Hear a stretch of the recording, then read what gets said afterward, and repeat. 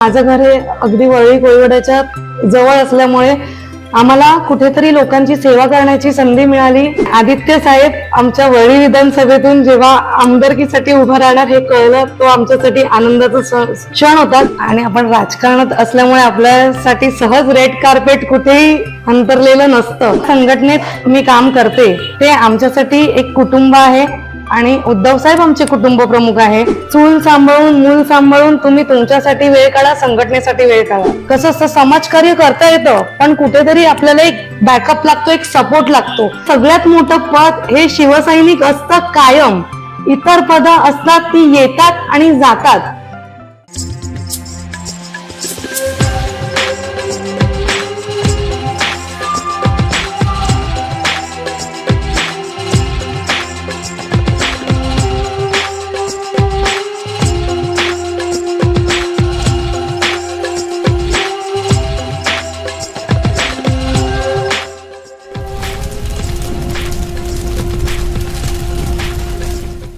मंडळी, मी कार्यकर्ता ह्या सदरात आज आपण एका अशा कार्यकर्त्यांना भेटणार आहोत की ज्यांचे आई वडील म्हणजे त्यांचे आई वडील हे दोघंही कट्टर शिवसैनिक होते। म्हणजे लहानपणी जणू त्यांना शिवसेनेचं बाळकडू मिळालेलं होतं।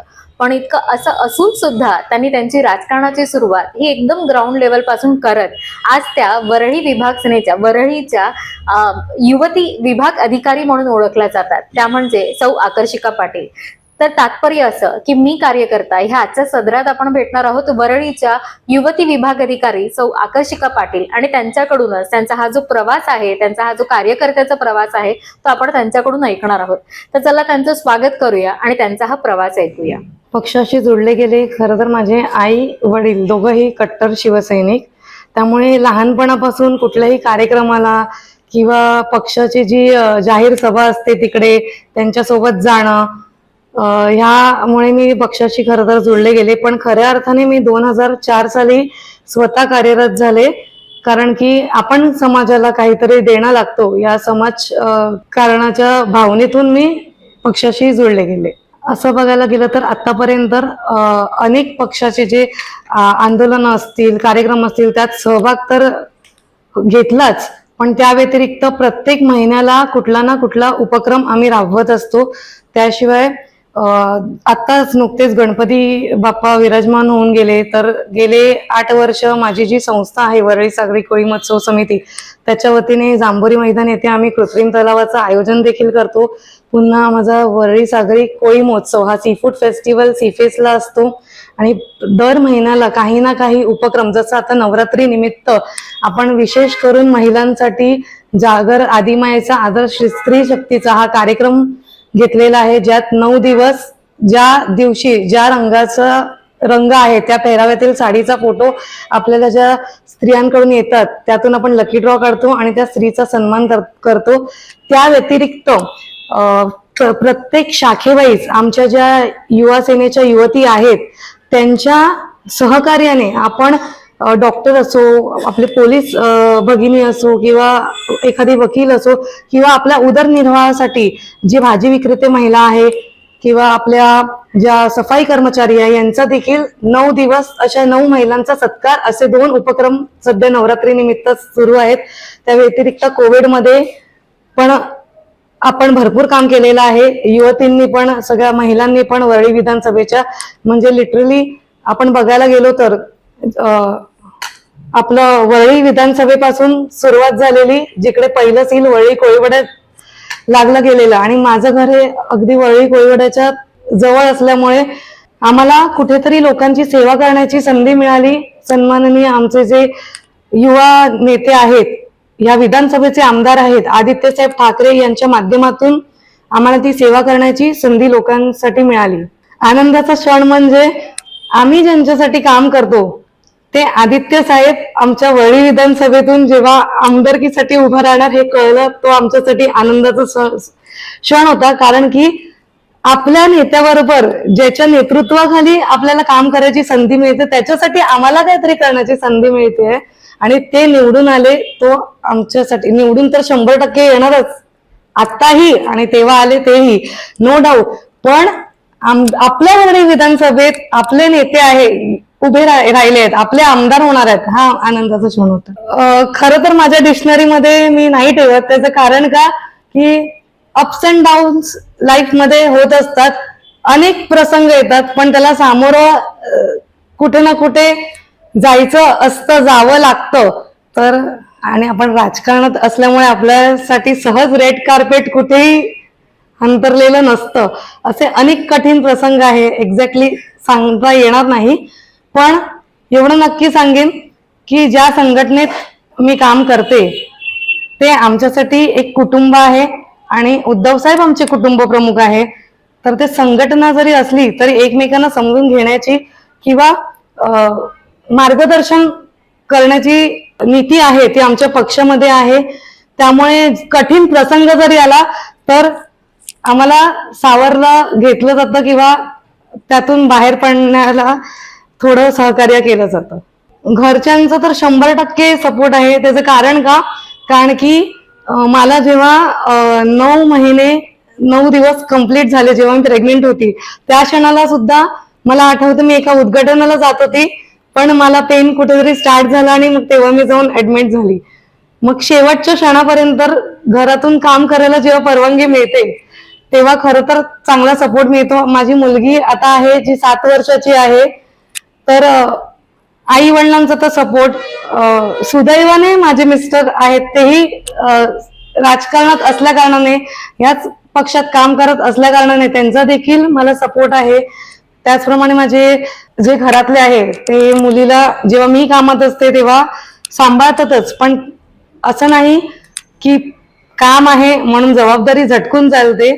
तर घर सांभाळून आमच्या ज्या सन्माननीय रश्मी वहिनी आहेत, किशोरीताई पेडणेकर आहे, ज्यांच्या मार्गदर्शनाखाली या वरळी विधानसभेत आम्ही काम करतो, त्यांनी जी महिला आघाडी बांधली आहे आणि त्यांनी जे आम्हाला संस्कार दिले आहे, घर सांभाळून संघटनेचं काम सांभाळा, चूल सांभाळून मूल सांभाळून तुम्ही तुमच्यासाठी वेळ काढा, संघटनेसाठी वेळ काढा. त्या पद्धतीने आम्ही घर आणि इतर गोष्टी सांभाळून यासाठी आम्ही वेळ देत असतो.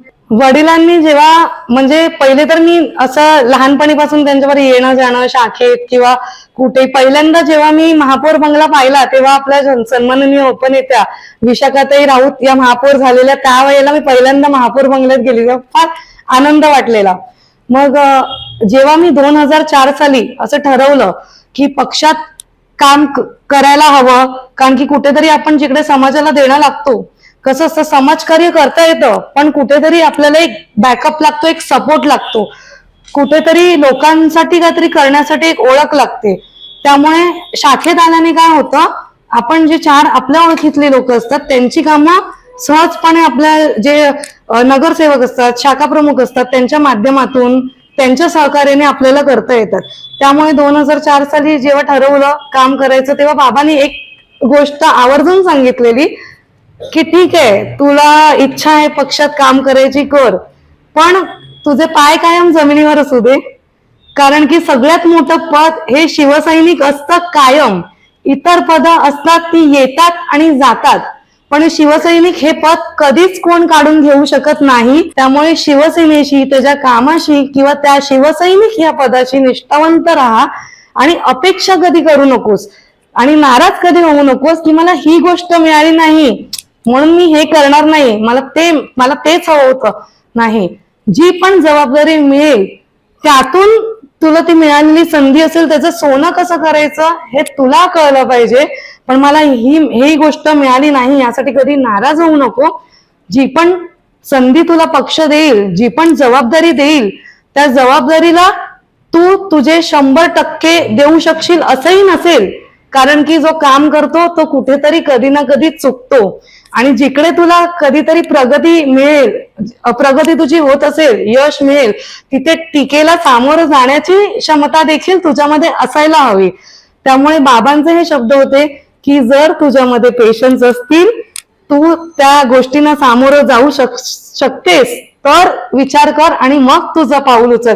मग तेव्हा 2004 साली मी भारतीय विद्यार्थी सेनेची गटप्रमुख म्हणून काम सुरू केलं. त्याच्यानंतर उपशाखा संघटक, मग शाखा संघटक, मग उपविभाग संघटक, त्यानंतर युवा सेना स्थापन झाली आणि मग युवा सेनेचं चिटणीस म्हणून काम सांभाळत होती आणि आज गेले 4 वर्ष मी युवा सेना विभाग अधिकारी वरळी विधानसभेची म्हणून कार्यरत आहे. कार्यकर्ता आणि नेता मुळात आमच्या शिवसेना उद्धव बाळासाहेब ठाकरे या पक्षात नाहीये, कारण की आमचे नेते जे आहेत ते आमच्या बरोबर आमच्या सोबत कायम काम करतात. म्हणजे एक उदाहरण देईन, आदित्य साहेब हे जे आहेत ते आमचे आयडल. वरळी कोळीवाड्यात जो किल्ला आहे तिकडे आपण एक स्वच्छता मोहीम घेतलेली, पण त्यांनी नेत्याप्रमाणे कधीच वागले नाहीत. ते स्वतः आमच्या सोबत तिकडे कचरा देखील उचलून स्वच्छता करत होते, कारण की ते पर्यावरण प्रेमी आहेत हे सर्वांना माहित आहे. असं त्यामुळे नेता असं मला कधी वाटलंच नाही आमच्या लोकांबरोबर काम करताना.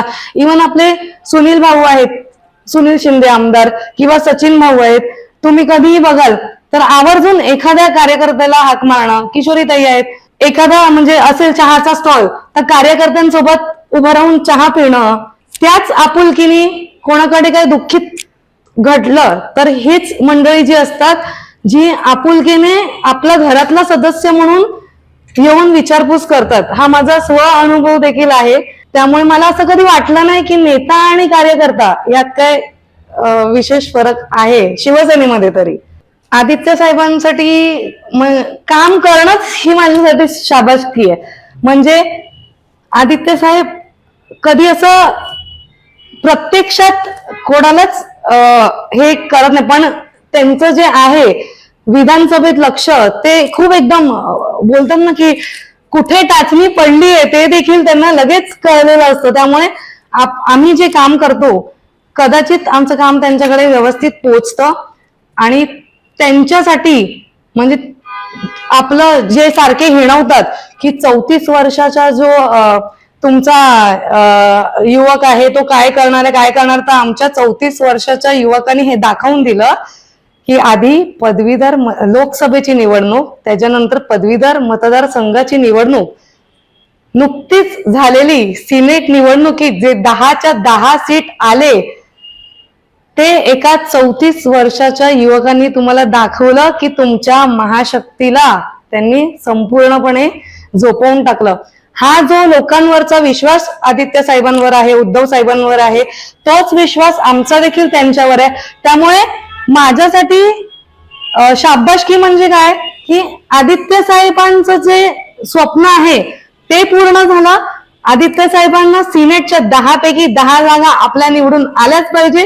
त्या 10 पैकी 10 जागा निवडून आणण्यासाठी अगदी छोटासा म्हणेन एक खारीचा वाटा माझा का असेना तो मला देता आला, हा माझ्यासाठी आनंदाचा क्षण.